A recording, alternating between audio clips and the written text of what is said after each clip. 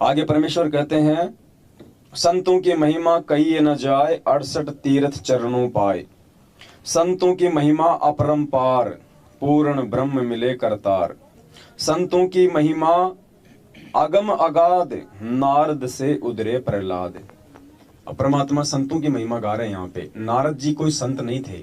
नारद जी तो ब्रह्मा जी के एक पुत्र हैं, मानस पुत्र, जैसे सनक सनंदर और जो वो 4-5 जो बताते हैं परमात्मा, संत कुमार, ये 5 पुत्र हैं उनके। कोई बात नहीं, नाम से हमें कोई लेना देना नहीं उनके। 5 पुत्र हैं उनके। वैसे ही ब्रह्मा जी, नारद जी भी ब्रह्मा जी के मानस पुत्र हैं। तो ब्रह्मा जी कोई संत नहीं है, क्योंकि संत वो होता है जिसके पास में संपूर्ण आध्यात्मिक ज्ञान होता है, जिसके पास में पूर्ण मोक्ष मंत्र होता है, उसको संत कहते हैं। बाकी तो इस काल भगवान ने लाखों संत बैठा दिए हमारे को भ्रमित करने के लिए। तो यहां परमात्मा कहते हैं, संतों की महिमा अगम अगाध, नारद से उदरे प्रहलाद। जो प्रहलाद भगत जी थे, उनको किसने नाम दिया था? नारद जी ने। लेकिन अब ये शब्द हमें समझाएगा, क्योंकि महिमा यहाँ पे संतों की हो रही है। तो परमात्मा ने नारद जी और प्रहलाद जी का यहाँ पे जिक्र किया है। तो प्रहलाद जी को नारद जी के रूप में जो ज्ञान दिया था, जो नाम दिया था, वो संत था। वो सतगुरु रामपाल जी भगवान थे, जो भिन्न भिन्न युगों में भिन्न भिन्न नामों से और रूप से वो यहाँ पे प्रकट होते रहते हैं।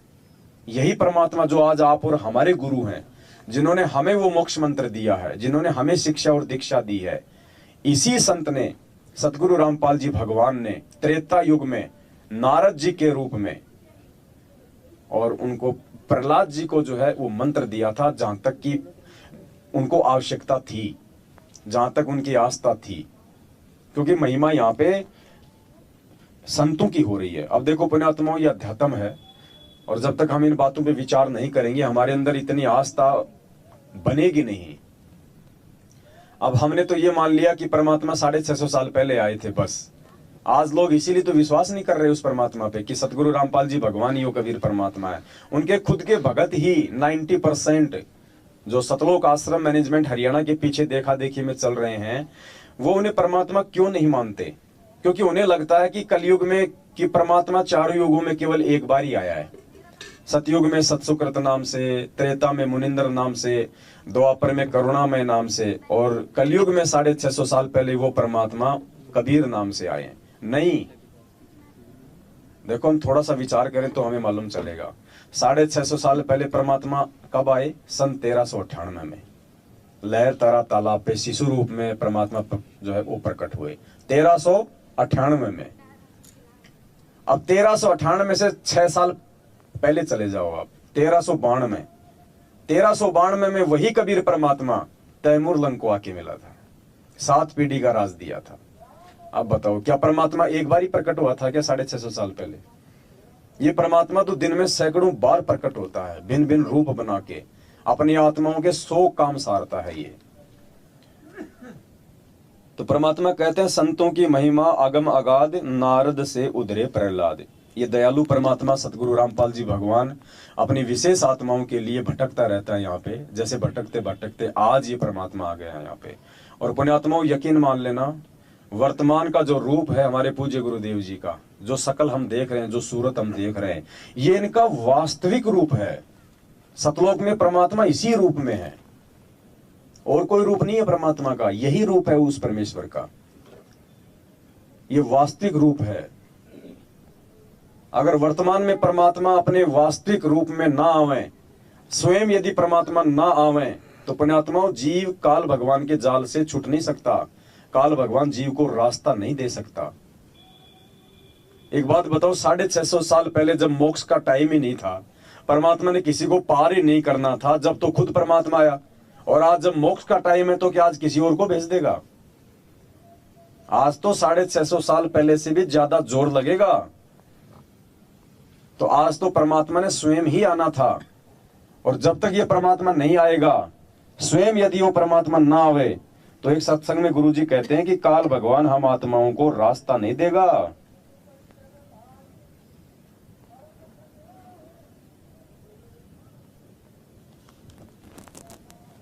देखो क्या कह रहे हैं पूज्य गुरुदेव जी।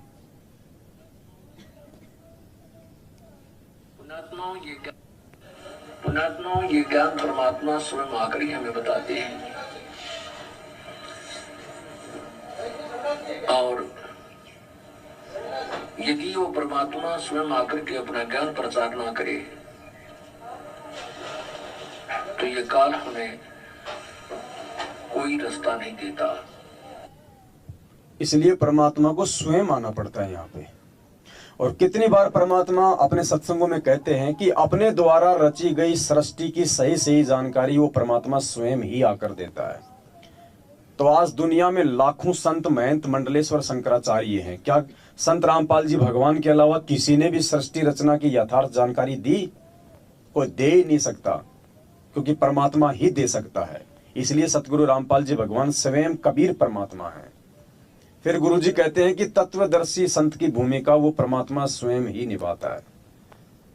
और गीता जी क्या कह रही है? अध्याय नंबर 15 श्लोक नंबर 104 मोक्ष के विषय में काल भगवान अर्जुन को कहता है कि अर्जुन, यदि तुझे पूर्ण मोक्ष चाहिए, पूर्ण मोक्ष, तो किसी तत्वदर्शी संत की खोज कर, फिर उसके बताए अनुसार साधना कर, उसको दंडवत प्रणाम कर, उसको प्रसन्न कर, फिर वो तुझे ज्ञान उपदेश देगा, तत्व ज्ञान उपदेश, फिर तेरा मोक्ष होगा। अब गीता जी तो कह रही है कि तत्वदर्शी संत की खोज कर, खोज करने के बाद उससे नाम दीक्षा ले, फिर उसके वचन में चला, जीवन भक्ति कर। और मैनेजमेंट संगत से क्या करवा रहा है कि कागज की फोटो की खोज कर, आश्रमों में स्थापित कर, और फिर उसको जून में एक प्रगट दिवस के बहाने भोग लगाओ, हमारे को ज्योति पाठ का पैसा चढ़ाओ, तब तुम्हारा नरकवास होगा। तो देखो हमें कहां लेके जा रहे हैं ये लोग। अध्याय नंबर 16 श्लोक नंबर 13 में क्या समझाया गुरु जी ने कि शास्त्र विधि को त्याग कर जो मनमान आचरण करते हैं उनको ना सिद्धि प्राप्त होती है, ना मुक्ति प्राप्त होती है, ना उनके कोई कार्य सिद्ध होते हैं। तो पुण्यात्मा हम क्या कर रहे हैं आज? ये गीता जी भगवान ने कोई दुनिया के लिए समझाई थी क्या? हमने ये सोच लिया कि गीता जी का पाठ तो भगवान ने, ये श्लोक तो गुरु जी जगत वालों के लिए समझा रहे हैं कि शास्त्र विधि को त्याग के मनमाना आचरण। हम तो गुरु जी की आ गए शरण में, अब हमारे ऊपर लागू नहीं है। ये गीता जी वेदों का सार है, परमात्मा का विधान है, ये सब पे लागू है।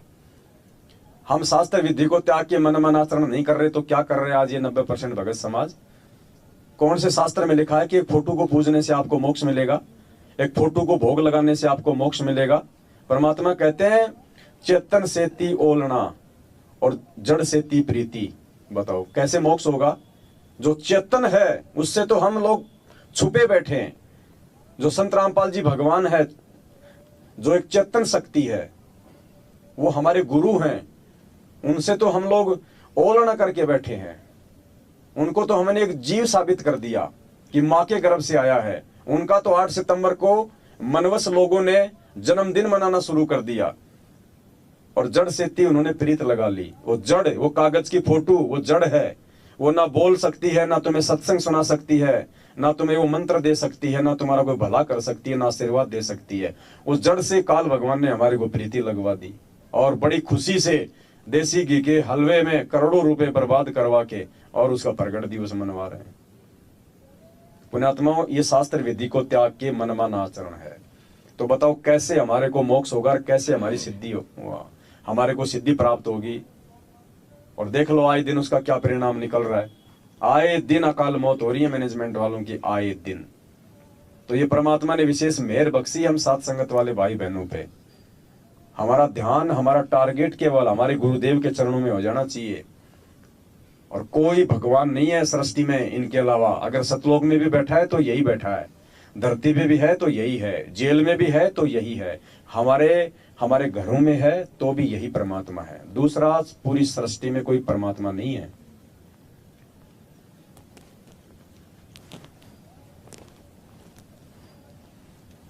तो परमात्मा ने संतों की महिमा में बड़े विस्तार से हमें समझाने का प्रयास किया है।